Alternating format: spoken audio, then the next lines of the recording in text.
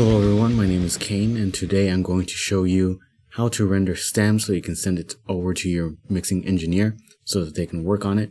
In this video, I'm going to specify how I want it in specific if you're going to be recording with me, but you can follow these steps for other engineers if they have not specified how they want the stems sent over to them. Okay, so in here I have a beat that I produced that went under the studio name of Nocturnal Productions, which is my old studio. Let's just play this real quick so you can hear. I apologize in advance, by the way, if the audio quality is not that good. For some reason, my screen recording program doesn't record sound from Reaper, and I can't record voiceover either, so I'm just using a portable microphone here.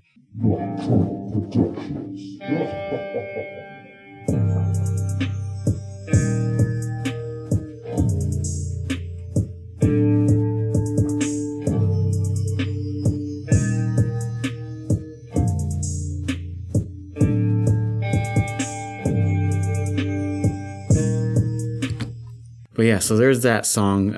If you're interested in buying the beats, I'll leave links in the description. Okay, so the first thing that you need to do is remove any effects that you have on your tracks that you've added that don't need to be there. So if you try to mix the song yourself, but now you're sending it over to a mixing engineer, you don't want your potentially bad mixing to be on there. You want the mixing engineer to be able to make their own mixing decisions. Every track has an FX button that you can just turn on and off. So the easiest way would be just to click that. If there is a particular effect that is necessary to get the sound that you're trying to get, for example, certain virtual instruments and certain DAWs have presets set up so that they sound a certain way, and if you take off the effects and it's not going to sound the same, then in that case, you would want to keep that on there. Or let's say, if there's something that you added on afterwards, that you think creates your own signature sound, make sure to talk to your audio engineer about if that's something that they're going to be able to use, or maybe if they need a version with the effect and a version without, and how you should go about rendering that in order to get the sound that you want, but also in a way that's high quality, that's up to the mixing engineer standards. The next step is to make sure that none of the tracks are clipping. So if we look at the tracks down here,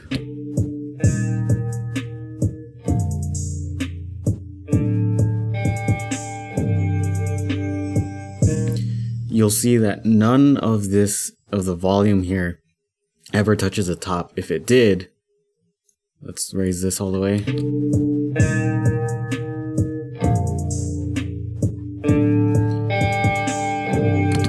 So this is my master track, which contains all the folders. I raised the volume of the guitars, and right away the master track clipped, and then afterwards, with the louder note, the guitars clipped, and it's creating this red square letting you know that it did clip. This is also called redlining, and it means that your track is so loud that it's getting distorted. If you click on the track, you can get rid of the red mark indicating that it clipped, and you can replay the song and see if it clips again to see if you lower the volume enough. If not, then go ahead and lower the volume some more, click the thing, and play the song again. Now, maybe you've heard about limiters and the fact that they put a limit basically on how loud something can be. And you're thinking to yourself, oh, I'll just put a limiter and make sure that it doesn't clip while still getting the track to be loud. That's not a good idea, because if you don't know what you're doing, it's really easy to still distort the track with a limiter. Whenever you're getting the volume levels, the ideal range would be between half of the meter and like 75%. You don't want it all the way to the top, because then it could always clip and it's not going to give us much room to work with. But you kind of just want everything more or less in the middle, or maybe just slightly above that, so we can move things up and down as we need. So the next thing that I want to talk about is panning. And if you don't know what panning is, then first I will need to explain what stereo and mono is. And mono is when there's one channel, which basically means there's one speaker.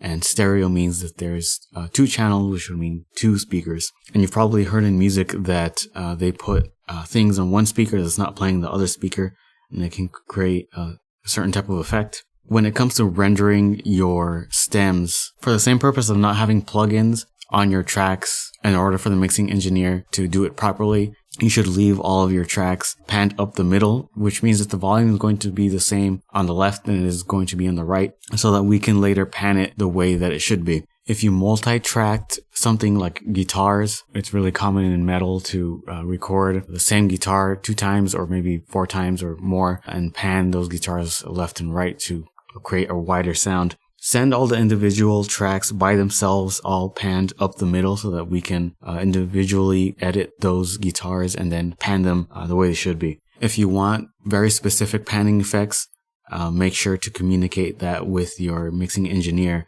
With certain virtual instruments or presets or certain samples, it might be panned already in a certain way, even though you might have the knob in the middle. It might be panned left or right, or maybe have a stereo effect. That's fine. That's just a matter of rendering that particular track as a stereo track to retain that stereo effect. Or if you want it to be panned differently, then you can communicate that with the mixing engineer. In Reaper, the knob to pan things left and right can be found on the track. If you double click it, there we go. It puts it in the center. So the next important thing is to make sure to separate each track. Let's say you have a drum kit, like my kick, snare, and hi-hat here. When you were programming the drums, what you may have done, you might have been using a drum machine where all of the sounds are in one plugin, and you were putting the MIDI on the same MIDI track instead of separating the tracks the way I've done here. If you do that, then we're not going to be able to individually mix and edit, the kick and the snare and the hi-hat and whatever else pieces to the drum kit that you have. So if you've done this, what you need to do, create separate tracks and label each one kick, snare, hi-hat, and whatever else. So once you made your extra tracks, you insert the MIDI item. And what you're going to want to do is, so this is going to be my snare. So I'm going to take whatever MIDI is the snare and Control X to cut. And then go in here and Control V to paste. So now the MIDI for the snare is in here by itself. And then on the hi-hat, we're going to do the same things. And we're going to Control X, Control V, and make sure that they're starting at the right place. Make sure you take note of what beat they're coming in on, so they don't, so everything's not messed up.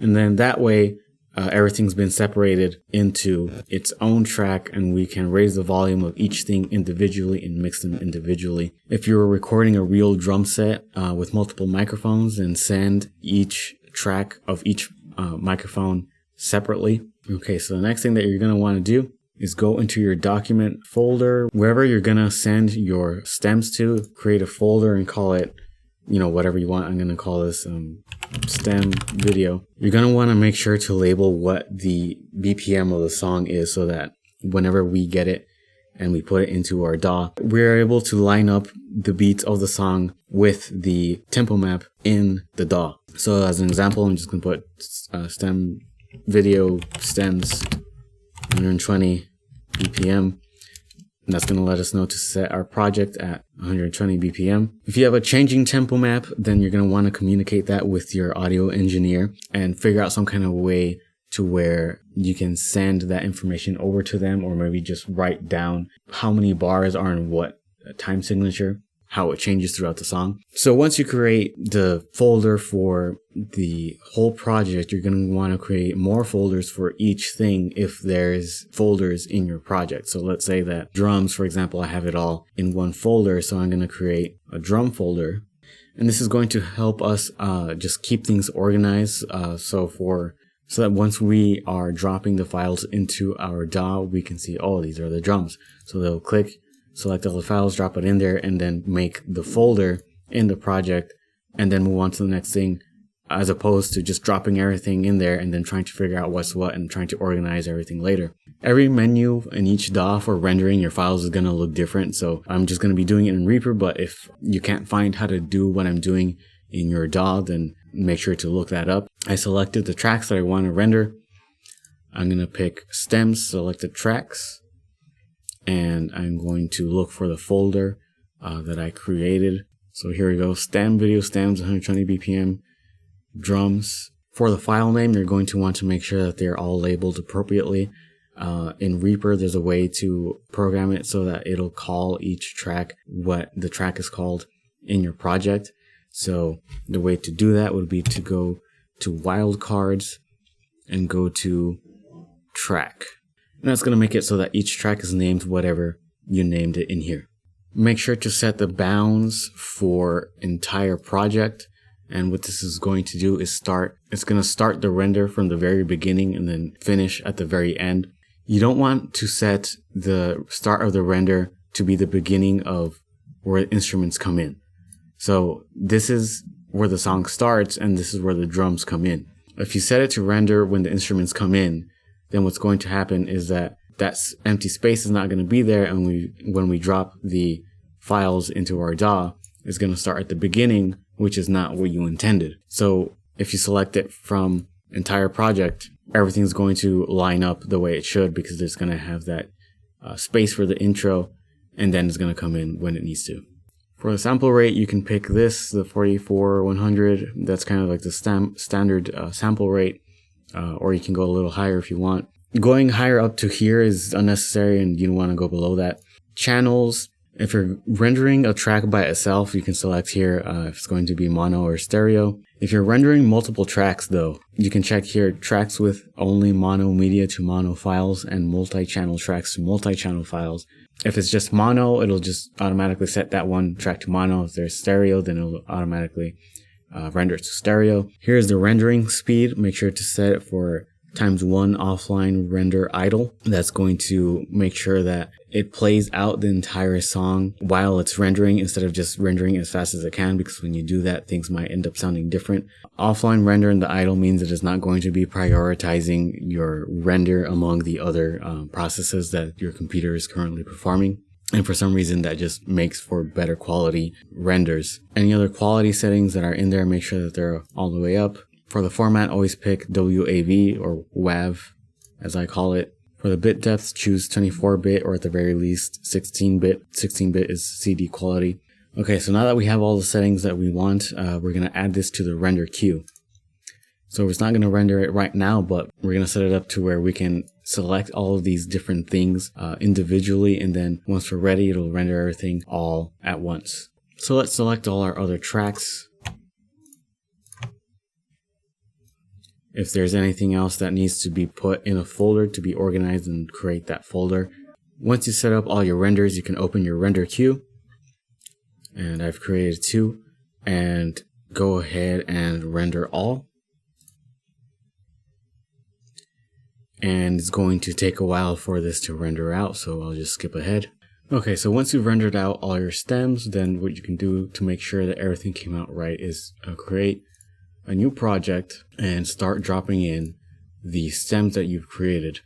Now I'm going to drop in everything else. Now we can play back and see if it plays the way it should. So the guitar has come in.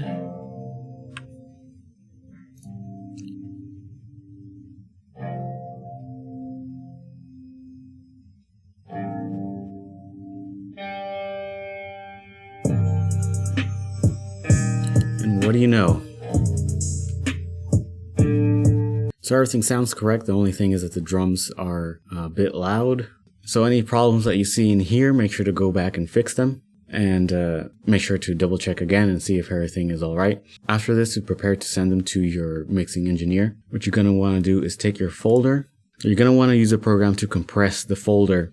I think usually computers come with a program for you to be able to do this by default. But if not, you can always use something like 7-zip, which is free to use. So I'm going to add to stem video stems 120 bpm.7z. It's going to take that and compress it and turn it into a compressed file, so that all the subfolders in there and all the files in there are going to turn into one thing, so you don't have to upload each thing individually or worry about whatever program you're using to upload, like Dropbox or Google Drive, that is not going to recognize it as a folder and say, hey, you need to upload all the individual files in there. And it's just going to make it all one file. So here's our file. So this is what you're going to send your audio engineer once you get everything right. All right, so now it's just a matter of sending that file over to your audio engineer. I hope that this video was helpful. This has been Kane from Kane Studios. If you want to contact me to get any work done, links will be in the description. And I'll see you guys next time.